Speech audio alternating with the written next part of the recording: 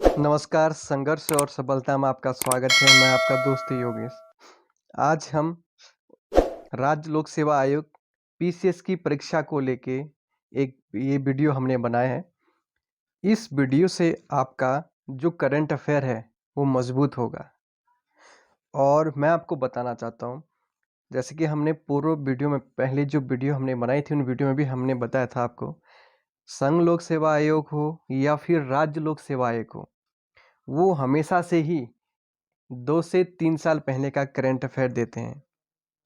2 साल पहले किसी इश्यू पे कोई टॉपिक उठा के वो टॉपिक उस प्रीलिम्स में वो डाल देते हैं। तो आप लोग बिल्कुल भी ये धारणा मत बनाइए कि हमने 2 महीना या 3 महीने या हमने 6 माह का करंट अफेयर हमने कवर कर लिया है, तो हमारा करंट अफेयर पूरा कंप्लीट हो चुका है। ऐसा बिल्कुल नहीं है। आप पहले के जो प्रीवियस पेपर हैं, आप प्रीलिम्स के पेपर्स को देखिएगा। हमेशा 2 year, 3 year, 4 year, 5 year civil service UPSC में 5 साल पहले के करंट अफेयर तक पूछे जाते हैं।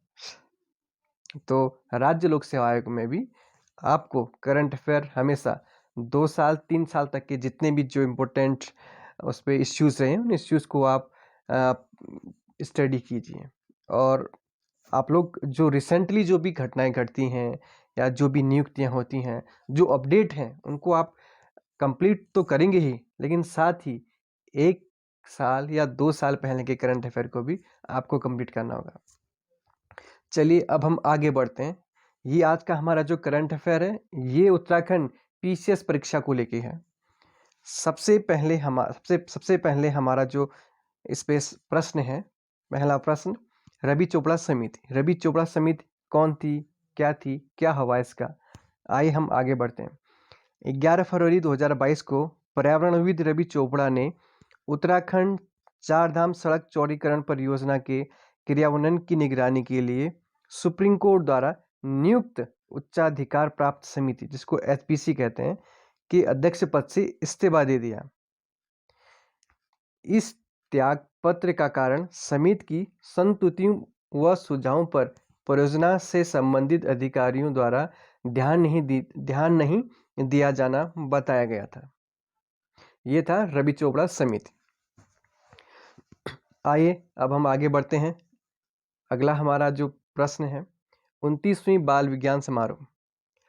29 जनवरी 2022 को उत्तराखंड राज्य विज्ञान एवं प्रौद्योगिकी परिषद द्वारा 29वीं बाल विज्ञान समागम का आयोजन किया गया। अगला हमारा जो प्रश्न है, उत्तराखंड के 4 व्यक्ति को पद्म पुरस्कार।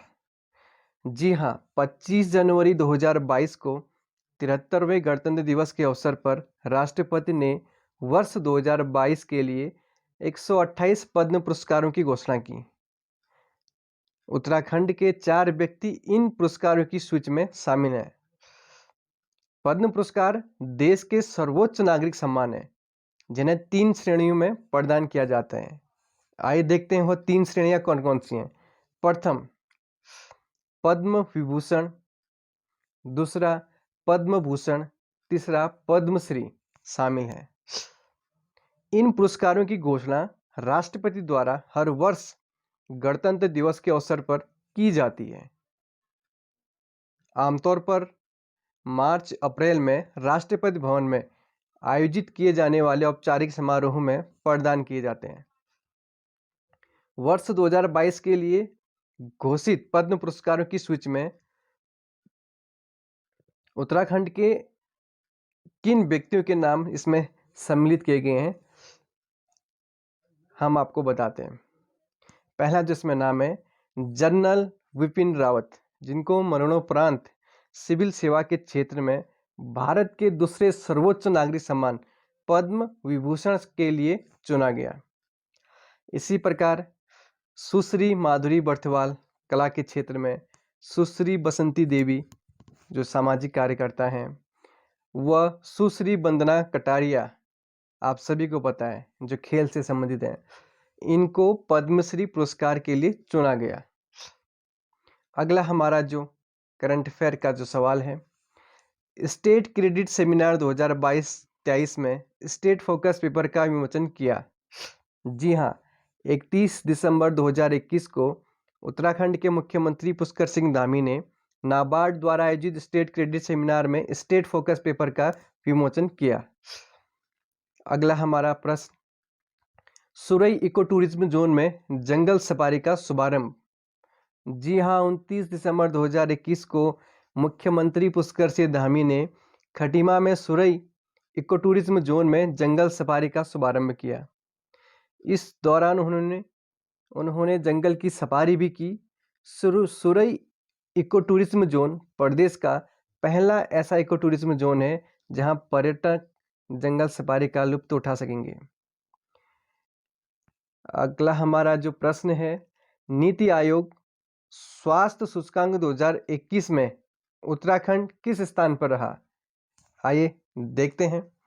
27 दिसंबर 2021 को सरकारी थिंक टैंक नीति आयोग ने 2019-20 के लिए अपने स्वास्थ्य सूचकांक का चौथा संस्करण जारी किया है, जिसमें समग्र स्वास्थ्य प्रदर्शन के आधार पर राज्यों की रैंकिंग की गई।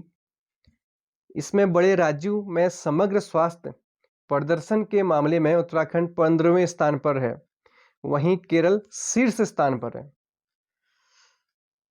अगला हमारा जो प्रश्न है, स्टार क्रिकेटर ऋषभ पंत बने उत्तराखंड के ब्रांड एम्बेसडर। आइए इनके बारे में थोड़ा जानते हैं।